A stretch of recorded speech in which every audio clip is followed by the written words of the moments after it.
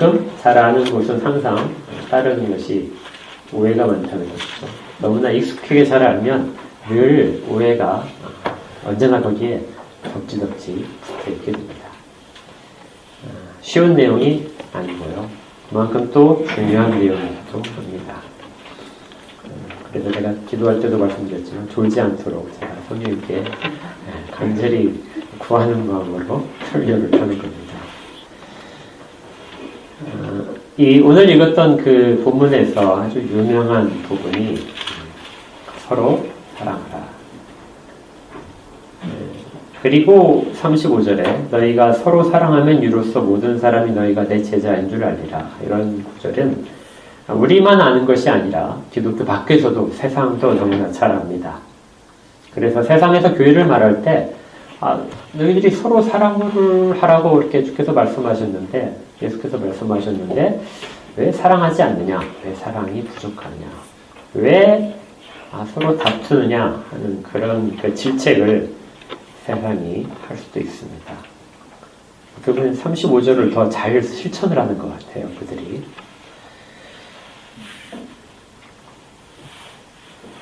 그러나 그렇게 비판을 하는 그 근거로 삼는 이 구절이 과연 그들이 의미를 바르게 알고 하는지 그것은 좀 다릅니다. 그냥 표면적으로 아는 것이죠. 근데 문제는 세상에서 표면적으로 알고 있는 그대로 교회도 그렇게 알고 있는 부분이 꽤 많다는 것이죠. 우리가 이 34절과 35절 말씀을 어떻게 어떤 피상적으로만 알고 있는 것은 아닌지 그 본질적인 의미가 무엇인지를 오늘 우리가 좀 살펴볼 것입니다. 그러기 위해서 먼저 몇 가지 우리가 질문을 한번 제가 던지고 생각을 해보셨으면 좋겠어요. 본문에 관련된 부분인데요. 첫째는 주님께서 새 계명을 주신다고 되어 있어요. 34절에 새 계명을 너희에게 주노니 자, 그런데 이것이 새 계명이라는 것이 새롭다 이렇게 하시는데 어떻게 보면 내용이 별로 새롭지 않은 것 같기도 해요. 왜 주님은 새 계명을 주신다고 했을까 하는 것이 첫 번째 의문입니다. 또 두 번째는 사랑은 우리가 보통 감정이라고 생각을 하죠. 사랑은 마음의 어떤 것들, 마음의 교통들 이런 것들이라고 생각을 하는데 이게 명령형으로 주는 것이죠. 사랑하라. 감정의 교통을 명령으로 통해서 너 저 사람 사랑해. 그게 감정이 확 갑니까? 그건 아니죠. 근데 명령으로 사랑을 하라고 되어 있으니까요. 그러면 이 사랑이라는 것이 감정인 것인가? 마음이 쏠리는 것인가? 아니면 어떤 다른 의미가 있는가 하는 그런 질문을 할 수 있습니다. 또 왜 예수님께서는 이 새 계명을 주시는데 유독 이 시간에 주셔야 했을까? 이전에 제자들과 예수님이 많은 시간을 같이 하셨는데요. 그런데 같이 하신 시간들 속에서 왜 유독 이때가 되어야 새 계명을 주셨을까? 이게 지금 십자가에 달리시기 바로 직전의 일이잖아요. 그런 질문이 있고요. 또 구체적으로 사랑하라는 것은 과연 무엇인가? 어떻게 해야 내가 사랑을 하는 것인가? 내 마음을 쭉 다 쏟아놓는 것인가? 아니면 다 받아주는 것인가? 그런 것이 좀 어렵기도 합니다. 또 나중에 우리가 정말 이 사랑하라는 그 의미를 다 깨달으면 과연 내가 사랑을 할 수 있을까? 그런 질문도 들고요. 그리고 이제 너희가 서로 사랑하면 이로써 모든 사람이 너희가 내 제자인 줄 알 것이다 했는데 이제 그 마지막 질문은 우리한테 이제 들려줘야 될 것이죠. 과연 너를 보고 모든 사람이 그리스도의 제자라고 알겠느냐 하는 질문이 이제 마지막 우리 스스로에게 던지는 질문이 될 겁니다. 좀 쉽지 않겠죠. 내용 자체가. 먼저 왜 예수님께서 이것을 새 계명이라고 말씀하셨는지 그 부분을 좀 살펴보면 사실은 질문은 많이 던졌지만 이 첫 번째 그 다룰 내용에 모든 것이 다 들어있다 이렇게 생각하셔도 크게 다르진 않아요.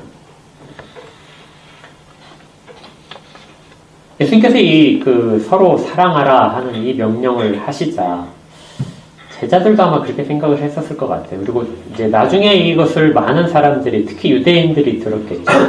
유대인들이 들었을 때 이것을 과연 어떻게 들었을까요? 그들이 야, 이 완전히 새롭구나 하고 들었을 것 같진 않아요. 구약에 비슷한 명령들이 있습니다. 그리고 예수님도 비슷한 말씀을 하셨어요. 구약에 보게 되면 내 이웃을 내 자신같이 사랑하라 하는 그런 명령이 있었죠. 레위기 19장 18절에 보게 되면 원수를 갚지 말며 동포를 원망하지 말며 내 이웃 사랑하기를 내 자신과 같이 사랑하라. 나는 여호와니라. 그러니까 내 이웃을 내 자신과 같이 사랑하라 이렇게 구약에서도 말씀을 하셨어요. 비슷한 내용이죠. 주님이 지금 새 계명이라고 하시는 것과 예수님께서는 구약에는 율법을 요약을 해주신 적이 있습니다. 마태복음 22장 37절 이하부터 이렇게 요약을 해주셨어요.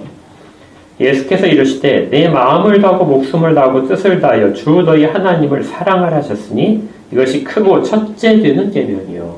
10가지의 계명, 그 외에 선지자들이 가르친 모든 내용을 다 했을 때 2가지로 요약할 수 있다. 첫 번째가 주 너희 하나님을 사랑하라 하는 것이 첫 번째죠. 둘째도 그와 같으니 내 이웃을 내 자신같이 사랑하라 하셨으니 이 두 계명이 온 율법과 선지자의 강령이니라. 내 이웃을 내 자신같이 사랑하라. 주 너희 하나님을 사랑하라. 내 이웃을 내 자신같이 사랑하라. 이것이 온 율법과 선지자의 가르침의 핵심이다. 이렇게 말씀하셨습니다. 그러니까 온 구약을 딱 2가지로 정리를 해주신 거죠. 자, 그런데 지금 예수님께서 새 계명을 하는데 딱 1가지를 말씀하세요. 그러니까 예수님이 이 2 계명을 하나로 다시 요약을 해주셨구나, 마지막에. 제자들이 워낙 좀 이해력이 떨어지니까, 암기력이 떨어지니까 하나로 요약을 해주셨구나. 이렇게 생각하는 사람들이 있긴 있어요.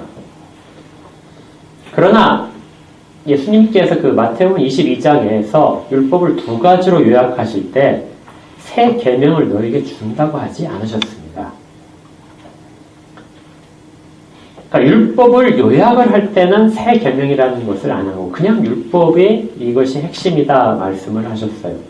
그리고 그것을 다시 요약을 해서 하나로 했다면 예수님께서는 지금 다시 새로운이라는 단어를 쓰지 않으셔야 맞습니다. 그냥 하나로 요약한 것이다 이렇게 하셨겠죠. 그런데 새롭다 이렇게 말씀하신 거예요. 만약에 새롭다 하는 말, 새로운 계명이라는 말을 쓰시지 않았다면 우리가 어떤 일을 했을 것 같냐면요.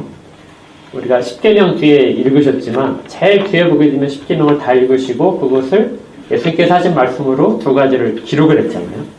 그 밑에 한 줄을 더 넣었어야 되는 겁니다. 새 계명을 너에게 주니 서로 사랑하라. 이렇게 해서 마지막에 넣어야 맞는 순서가 되죠. 율법에 대한 정리라는.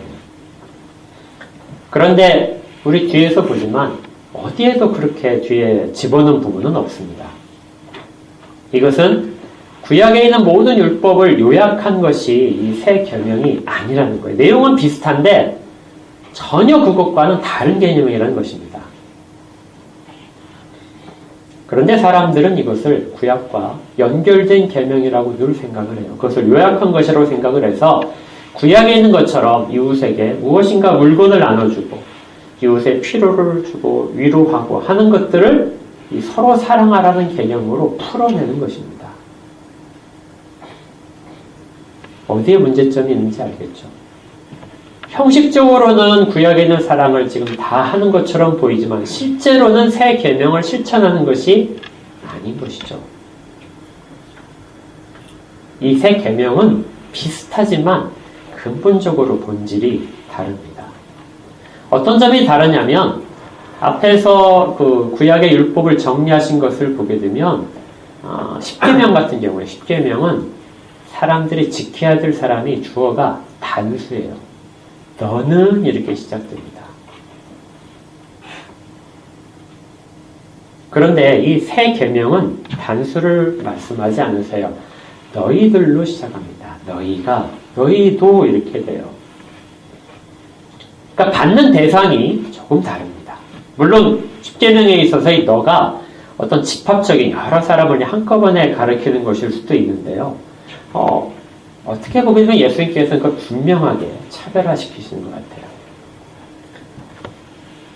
구약의 십계명을 보게 되면 이런 것처럼 됩니다. 너 한 사람 정말 잘하는데 네가 말씀대로 잘 쓰면 전체가 다 이스라엘 전체가 다 괜찮을 거야 하는 한 사람이 잘하면 모두가 괜찮을 거라는 그런 생각을 가지고 있어요.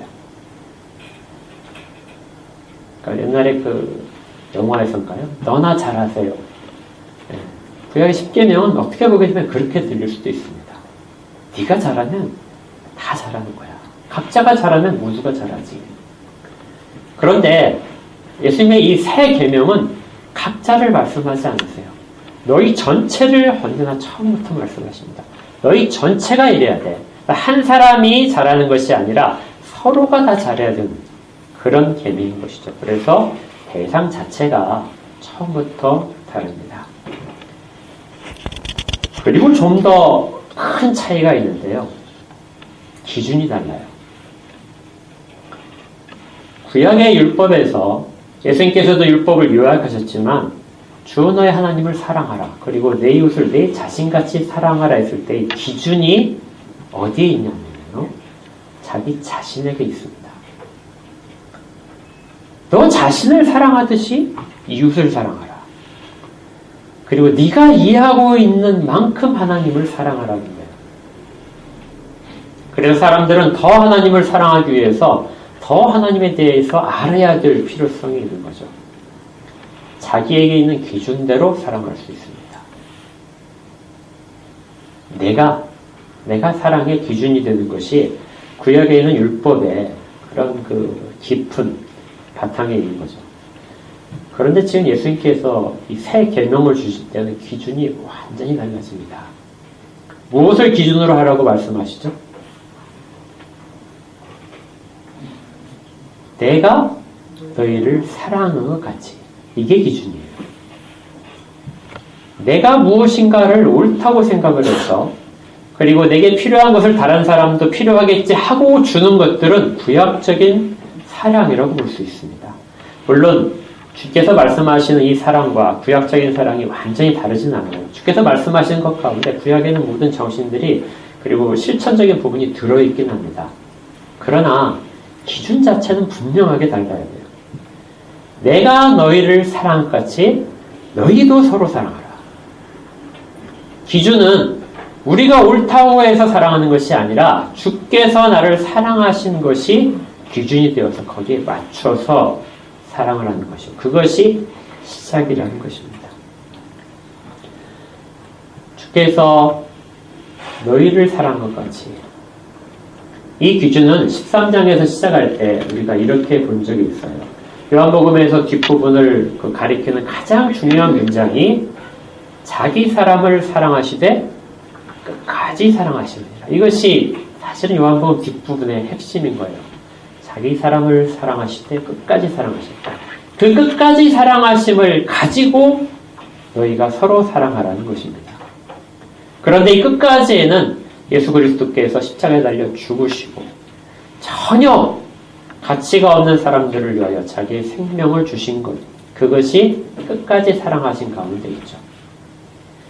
그 길을 가시면서 한 번도 놓지 않으시고 그리고 자기를 자꾸자꾸 배쳐가고 배반하는 그런 사람들을 붙드시고 발을 씻기시며 또 성찬을 제정하신 그런 사람들입니다. 그러니까 새 계명은 그리스도의 헌신적인 사랑, 십자가의 사랑으로부터 시작되는 사랑이라고 할 수 있어요. 자기의 목숨을 다른 사람을 위하여 내어주는 사랑이 그 바탕에 있는 것입니다. 그러니까 이전까지는 내가 어떤 것을 나를 유지하기 위해서 그리고 그것을 다른 사람과 나누는 것이 사랑이라고 생각을 했다면 이제는 다른 사람을 위하여 나를 내어주는 것, 내 목숨을 내어주는 것이 사랑이라는 것이죠. 이것이 서로 사랑하라는 것에 담겨 있게 됩니다. 굉장히 힘든 것이죠.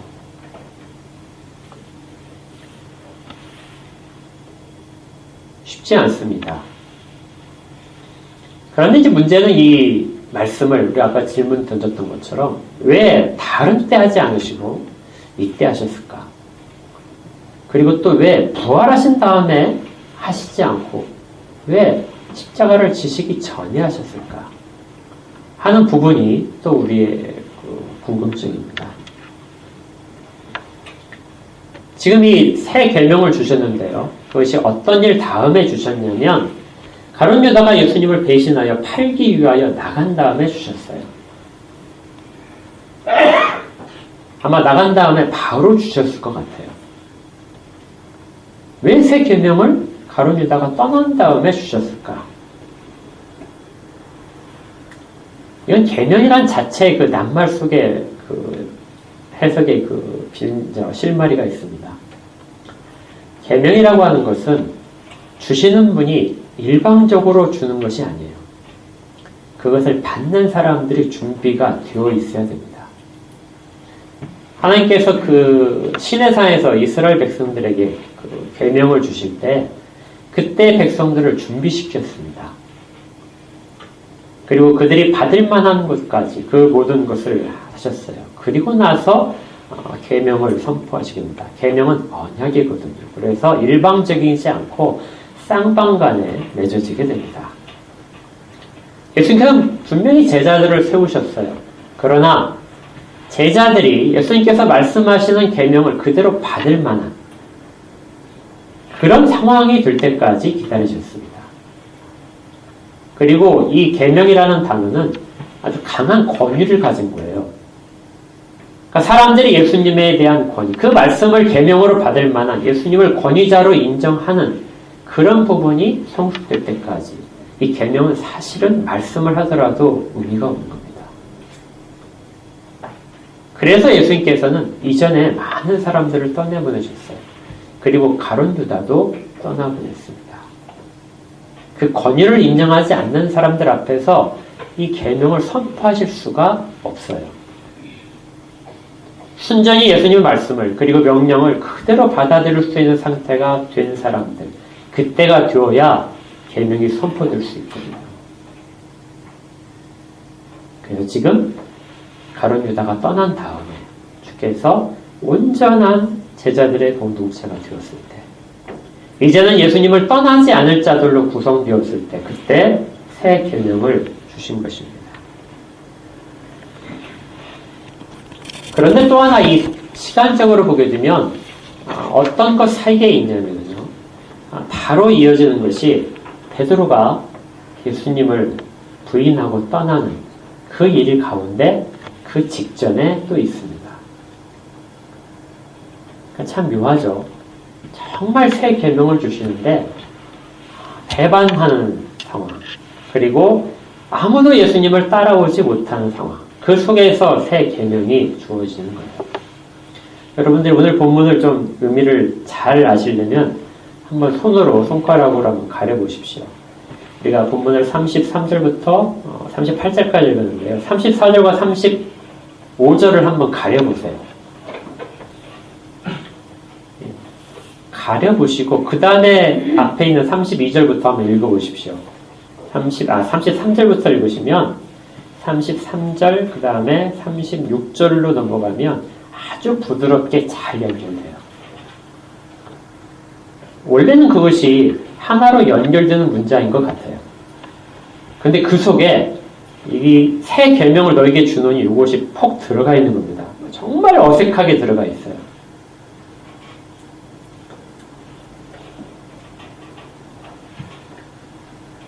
왜 이렇게 어색한 문장을 사도 요한께서 성령의 감동으로 기록을 하셨을까?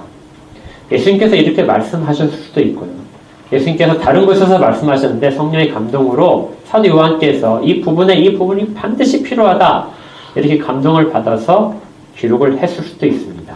어찌되었든 간에 우리에게 주어진 성경 말씀 속에서는 연결되지 않는 부분 속에 가장 중요한 새 계명이 들어있는 셈이에요.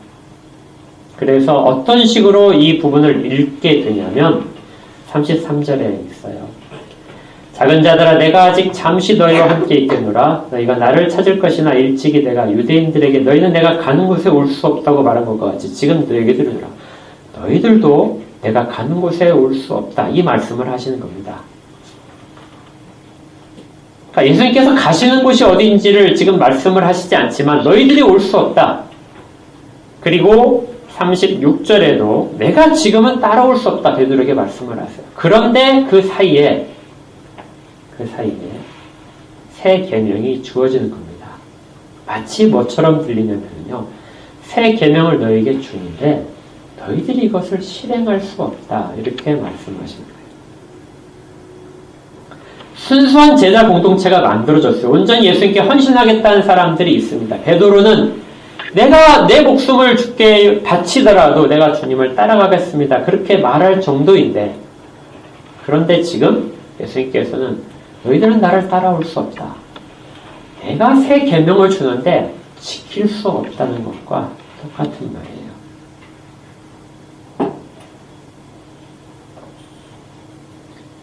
이건 상당히 충격적인 말입니다. 이 정도까지 3년 정도 예수님을 동행하고 다른 사람이 다 떠났지만 여전히 떠나지 않고 목숨까지 주겠다고 하지만 새 계명을 지킬 능력은 힘은 없다는 거예요. 33절의 시작 부분에 예수님께서 이렇게 그 제자들을 부르신 호칭이 있습니다. 뭐라고 부르셨냐면요. 작은 자들아. 이게 요한만 사용하는 단어예요. 다른 사도들은 성경의 다른 부분에는 전혀 없고요. 사도 요한만이 기록을 하고 있는 단어입니다. 이게 무슨 뜻이냐면 아주 낯설은 단어인데요. 그냥 제가 임의로 번역을 하게 되면 꼬맹아 이런 단어입니다. 그러니까 제가 이제 왜 이걸 이제 쉽게 알 수 있냐면 제가 학교에서 이제 학생들 가르칠 때 가끔 그렇게 불렀어요. 아이들이 막 천방지축이죠.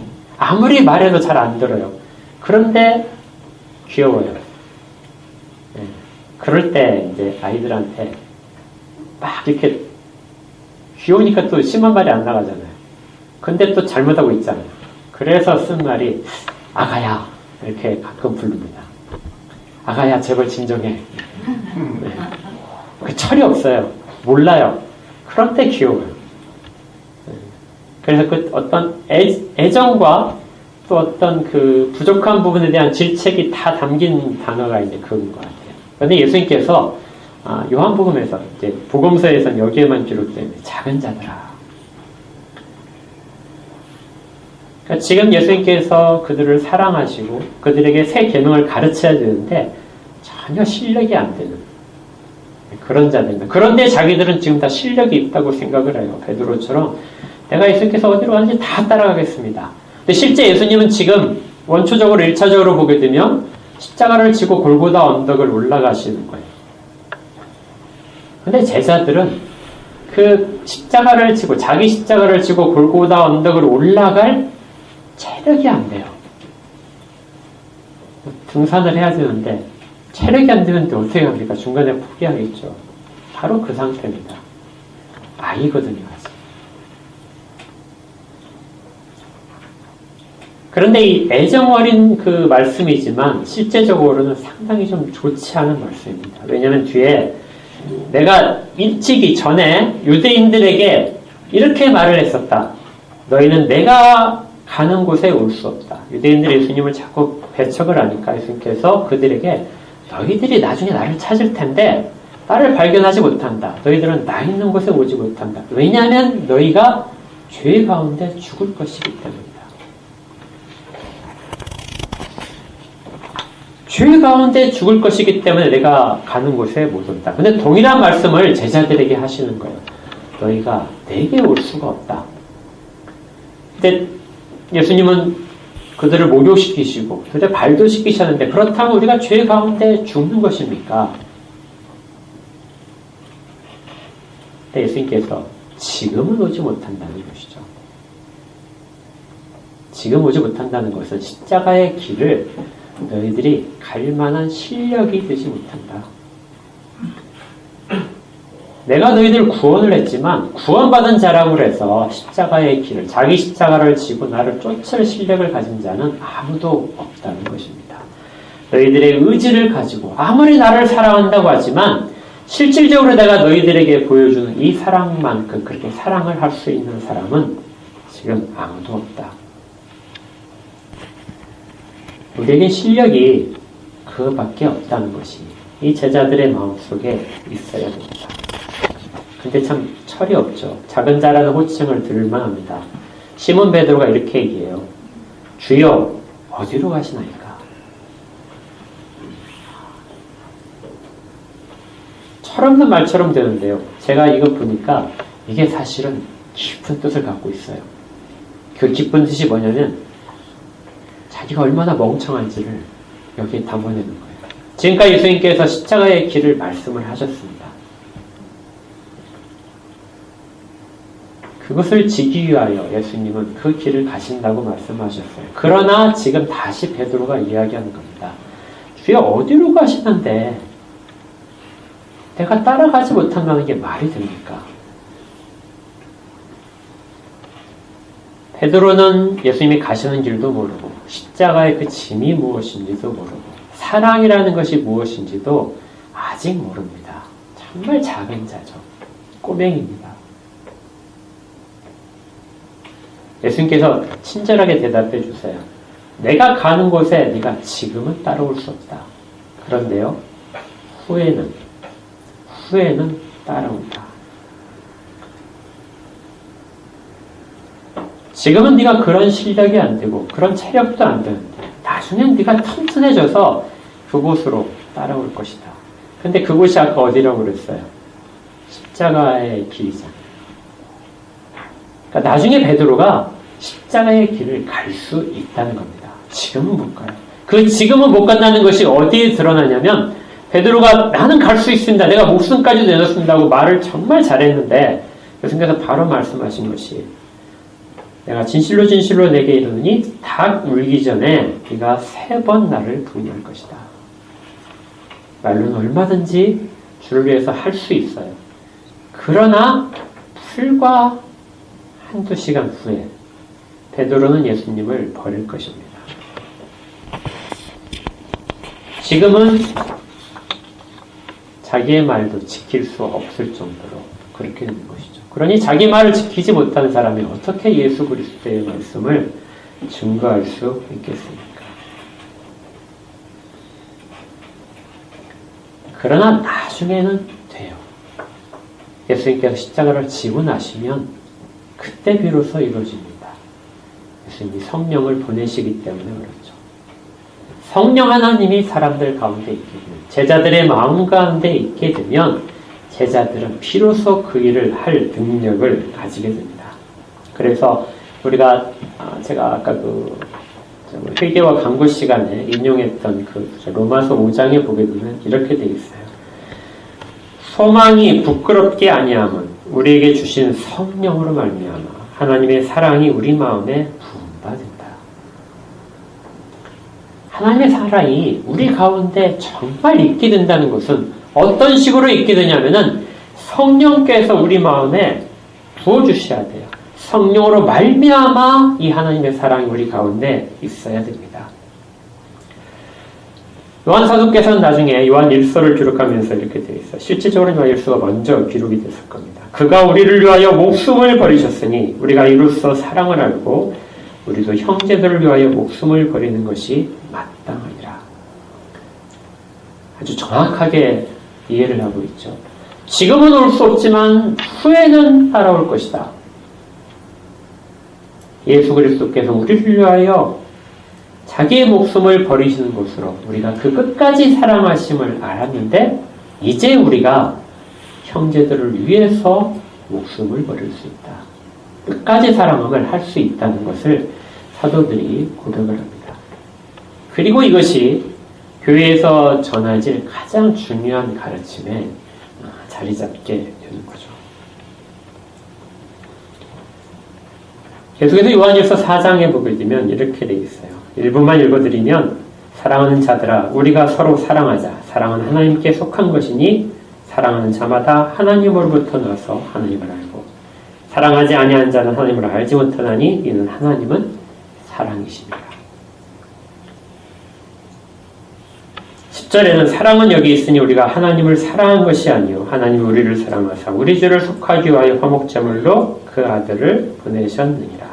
사랑하는 자들아 하나님이 이같이 우리를 사랑하셨은즉 우리도 서로 사랑하는 것이 마땅하다. 나중에 예수님께서 목숨을 버리시는 것까지 그때까지 사랑하신 그 사랑을 목격하고 나서야 그리고 성령이 그들 가운데 오시고 나서야 비로소 이 사랑의 의미를 깨달은 것입니다. 자, 그런데 이 사랑의 의미를 깨달은 것이 왜 사랑을 하라는 명령으로 주어질까요? 그냥 감동을 받은 것으로 그렇게 깨달은 것으로 끝나지 않고 왜 그것이 사랑을 하라는 명령으로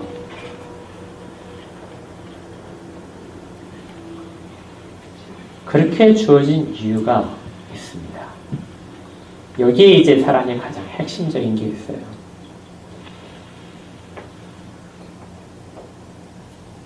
사랑의 정체성은 우리들 사이에 감정에 있지 않습니다. 사랑은 긍휼히 여기는 마음에도 그 바탕이 있지 않아요. 어디에 있냐면 하나님이 우리 가운데 두신 약속에 있습니다.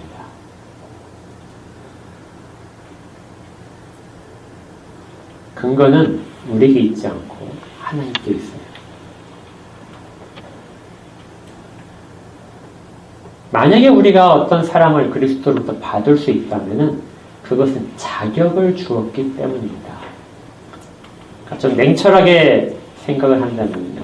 예수님께서 우리를 사랑하는 것은 그냥 예수님의 마음이 쏠려서 사랑하는 게 아니에요. 여러분들 보고 예수님께서 정말 마음에 쏙 들어요. 마음이 확 쏠립니다. 그래서 내가 쟤를 사랑해야지 이렇게 하시는 것이 아니라고요. 여러분에게 자격이 있어서 사랑을 하세요.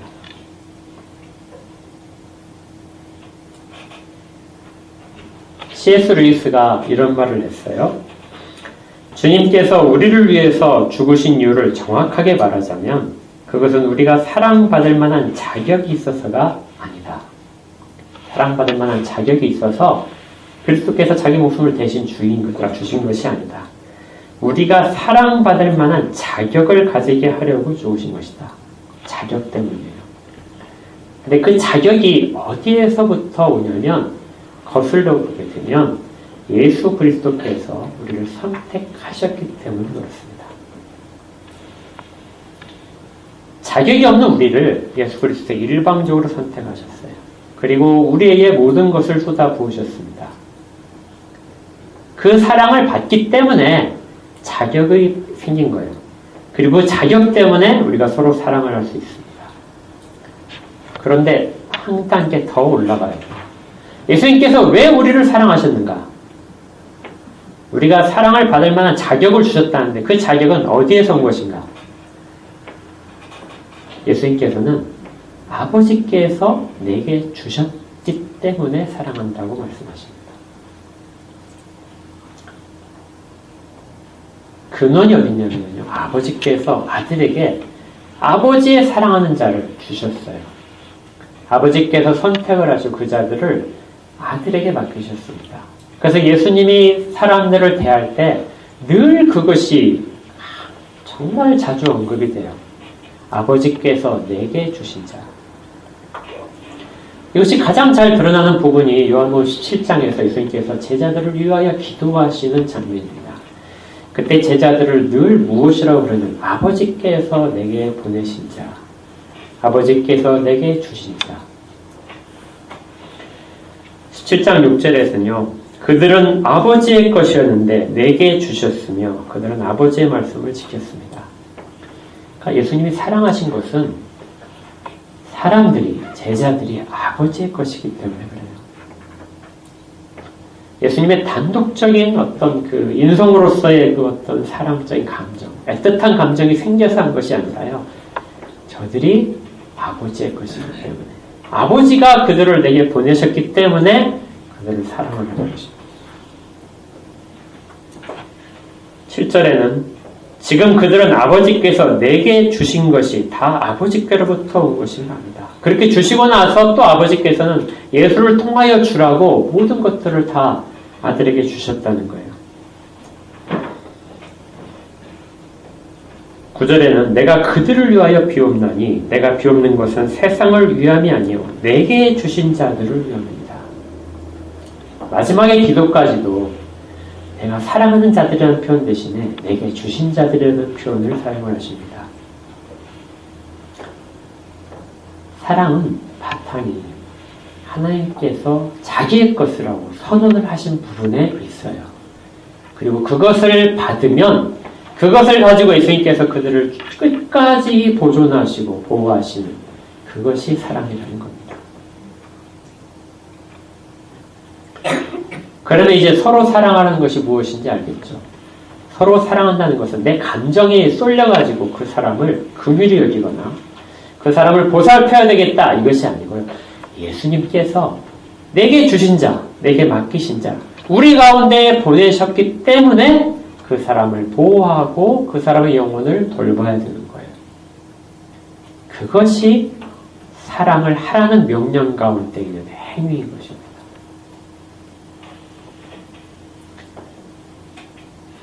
자격이 그 사람이 어떤 사회적인 신분이나 재물이나 어떤 외모에 있지 않아요. 오로지 그리스도께서 그 사람을 보내셨기 때문에 우리가 흔히 얘기하는 그리스도인이라고 하는 것은 그리스도께서 그 사람을 선택하신 거예요. 그래서 그리스도인이라고 불리는 것이지 우리가 그에게 무엇인가를 해줘서 그리스도인의 자격을 줄 수 있는 것은 절대로 아닙니다. 이것을 인정하는 것이 사랑의 가장 밑바탕에 있어요. 그래서 사랑은 실질적으로는 감정이 아니라 그리스도에 대한 충성이에요. 베드로가 3번이나 예수님을 부인을 할 거라고 말씀을 하셨어요. 베드로는 전혀 그러지 않을 거라고. 나는 예수님을 끝까지 충성하겠습니다. 이렇게 얘기해요. 그러나 말로 하는 그 충성은 사랑이 아니야. 네가 끝까지 나를 3번이나 부인할 거야. 실질적으로는 충성할 수가 없어. 나중에야 비로소 21장에 가서야 베드로가 내가 예수님을 사랑합니다고 고백을 하잖아요. 이건 충성입니다. 하나님이 내게 보내셨던 그 사람들에 대한 저 사람의 표면적인 외적인 부분을 보지 않고 그리스도를 보는 거예요. 그리스도가 저 사람 가운데 있다. 그리스도 안에 내가 있듯이 저 사람도 그리스도 안에 있기 때문에 그리스도 때문에 그 모든 일들을 감당하는 것이 사람이 됩니다. 그래서 그리스도께서 자기의 생명을 주셨듯이 사도 요한의 표현처럼 나도 형제들을 위하여 내 목숨을 줄 수 있다. 결과적으로 형제에 대한 사랑, 제자들이 서로 사랑하는 것은 그리스도에 대한 사랑이고 그리스도에 대한 충성입니다. 그리고 그리스도에 대한 사랑은 그를 보내신 우리를 처음 택하신 하나님에 대한 사랑이고 하나님에 대한 충성이죠.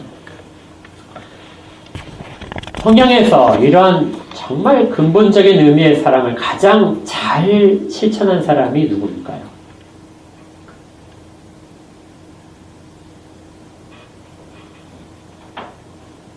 감각적인 우리가 보통 이야기하는 그런 사랑이 아니라 성경에서 말씀하신 사랑을 정말 잘 실천한 사람이 있습니다.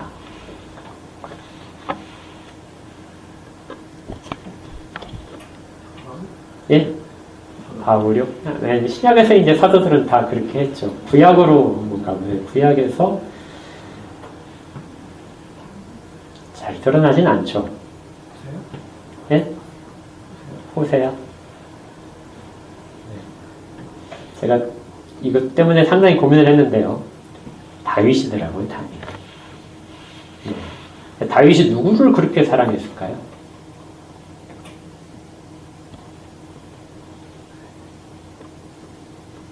바세바요? 아니겠죠? 네. 예? 백성. 네. 다윗이 사랑한 사람은 사울이었어요. 사울을 사랑했습니다. 전혀 의외죠. 그래서 제가 찾아봤더니, 이렇게 다 성경을 이제 검색을 했더니, 사울과 다윗 사이에서 사랑이란 말이 있긴 있어요. 그런데 의외로 사울이 다윗을 사랑했다는 표현만 있습니다. 딱 한 번 나와요. 이것이 사무엘상 16장 21절에 이렇게 되어 있습니다. 다윗이 처음 사울을 만나는 장면이에요. 다윗이 사울에게 이르러 그 앞에 모셔 서매 사울이 그를 크게 사랑하여 자기의 무기를 드는 자로 삼았다. 사울이 악령이 들어가지고 막 이렇게 그 광분을 할 때마다 이제 신하들이 힘들었습니다. 그래서 그 광증을 다스리기 위해서 그 수금을 연주하는 자를 옆에 두십시오. 그런데 우리가 소문을 듣지 않으니까 다윗이라는 그 어린 아이가 있는데 이 아이가 정말 수금을 잘 타고 또 시를 잘 짓고 노래를 잘합니다. 그리고 또 그가 또 용맹하기까지 한다고 합니다. 그러니까 그를 불러서 옆에 두십시오. 그래서 사울이 이제 다윗을 만나게 됩니다. 그래서 다윗이 왔는데 사울이 처음 보니까 너무 사랑스러운 거예요. 그래서 그냥 사랑스러운 것도 아니고 크게 사랑을 했다. 근데 이 단어가 이게 사랑을 했다는 단어가 우리가 일반적으로 쓰는 그 헤세드란 단어가 아니고 아브란 단어입니다. 좀 폭이 좀 넓고 외모를 보고 외적인 부분을 보고 사랑하는 마음이 들었어요. 아끼는 마음, 호감 이런 것이 되겠죠. 다윗을 처음 보고 야 정말 쟤 괜찮은 애다. 내가 쟤 키워줘야지. 이게 들은 거예요. 사울이 다윗에 대해서 느꼈던 감정이에요. 다 저가 말하는 거 내가 다 들어줘야 되겠다. 근데 우리가 보통 얘기할 때 이제 세상 사람들이 교회에 대해서 가지는 것도 사실은 그런 부분에 있어요. 외적으로 딱 봤을 때 저게 사랑이구나 하고 누구나 인정할 수 있는 그런 부분으로 사울이 했던 것처럼 다윗을 평가할 수 있습니다. 근데 다윗은 사울을 사랑했다는 말은 전혀 없어요. 그러나 그가 행동으로 사랑을 했습니다. 다윗이 사울을 대한 것 중에 가장 기억나는 것이 무엇이 있을까요?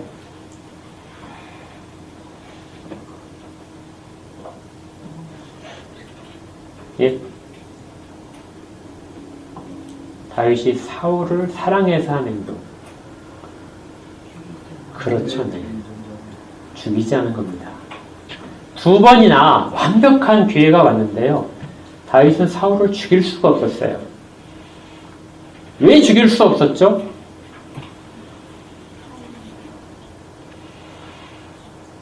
여호와의 기름 부은 자라기 때문에. 여호와의 기름 부은 자이기 때문에 내가 내 손을 댈 수 없다는 것입니다. 2번이나 그렇게 말합니다. 이것이 진짜로 사랑한 거예요. 그가 여호와의 손에 선택이 되어 있고 그가 여호와의 부르심을 받아서 그 자리에 있기 때문에 내가 그를 죽일 수가 없다. 그의 생명을 내가 보존시켜야 된다는 것이죠. 그래서 끝까지 사울을 설득하려고 합니다. 자기를 죽이려고 하는 자에게 설명을 해줘야 돼요. 사울이 받지 않지만 그에 대한 사랑은 다윗이 절절하게 합니다. 그리고 사울이 죽었을 때 이스라엘의 영광을 잃었다고 그렇게 말할 정도로 사울을 높입니다. 그리고 남은 사울의 가족들을 보호를 해주죠. 나중에 그 기근이 들어서 그 원인이 사울 집안 때문이라는 것을 알았을 때 그 모든 그 기브아 사람들이 그를 사울 집안을 죽여야 된다고 이야기할 때도 가장 최소한으로만 피해가 되도록 철저하게 보호를 합니다. 이것이 성경이 말하는 사랑인 거예요. 왜냐하면 그가 여호와께서 부르신 자이기 때문에 그렇습니다. 이스라엘에게 주신 자이기 때문에 그래요. 동일한 걸 준 지금 주님께서 그걸 실천하라는 겁니다. 저 사람이 너와 관계가 깊어서 너한테 잘해줘서 어떤 저 사람의 의적인 부분이 너무나 힘들고 불쌍해서 그렇게 하는 사랑이 아니고요. 의적인 부분과 전혀 관계없이 저 사람은 내가 보낸 사람이에요. 그것 때문에 그가 보낸 사람, 예수께서 보내신 그 사람을 내가 붙들고 그의 영혼이 보존될 수 있도록 책임을 지는 거고요. 그걸 위해서는 내 목숨까지도 걸어야 되는 그 일을 하는 것이 그것이 예수님이 끝까지 사랑하신 것이고 제자들에게 주신 계명 가운데 있는 사랑입니다.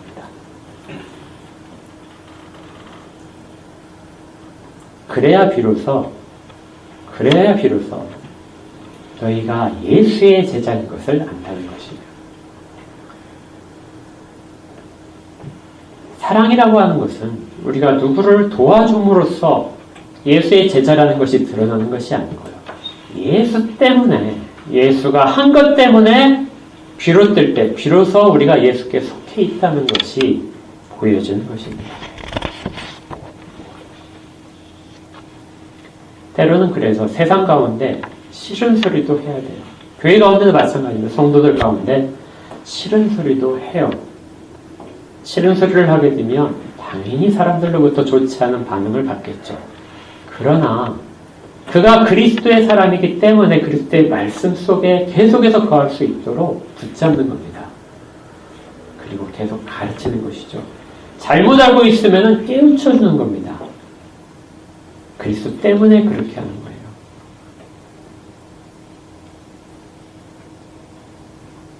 이것이 서로 실천하는 것이고 서로 사랑하는 것입니다. 이것이 될 때야 비로소 모든 사람들이 너희가 내 제자인 것을 알 것이다. 저들은 정말 예수를 따르는 사람이구나. 예수가 말한 것을 그대로 지키는 사람이구나. 예수 때문에 전혀 불가능한 원수까지도 예수 때문에 사랑을 하는 것이구나.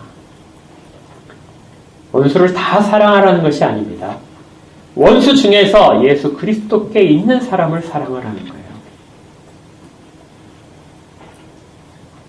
그리스도 외에 다른 조건이 아무것도 없을 때, 그걸 실천할 때 비로소 우리는 그리스도의 제자라는 이름을 받을 수 있습니다.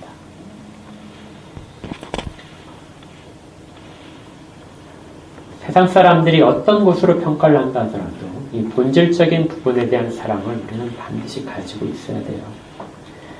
전에 어떤 분이 교회를 옮기시면서 그런 얘기를 했습니다. 들었는데요. 교회에 사랑이 없어요. 사랑이 없어서 옮겨갑니다. 그분이 사랑을 무엇이라고 생각을 했을까요? 자기에 대한 관심, 자기가 힘들 때 위로해 주는 것, 아마 그렇게 생각을 하셨을 겁니다. 그것은 표면적으로 드러나는 부분에 있어서의 한 요소이죠. 그것이 없으면 안 됩니다. 그러나 많은 사람들이 오해하는 걸 하고 계신 거예요. 정말 교회에 사랑이 있다는 것은 우리의 옆 사람을 그리스도인으로, 그리스도의 사람으로 인정을 해주는 거예요. 그 속에서 그리스도를 보아야지, 그 속에서 그 인간적인 불쌍함을 보는 것이 그게 사랑이 아니라는 겁니다.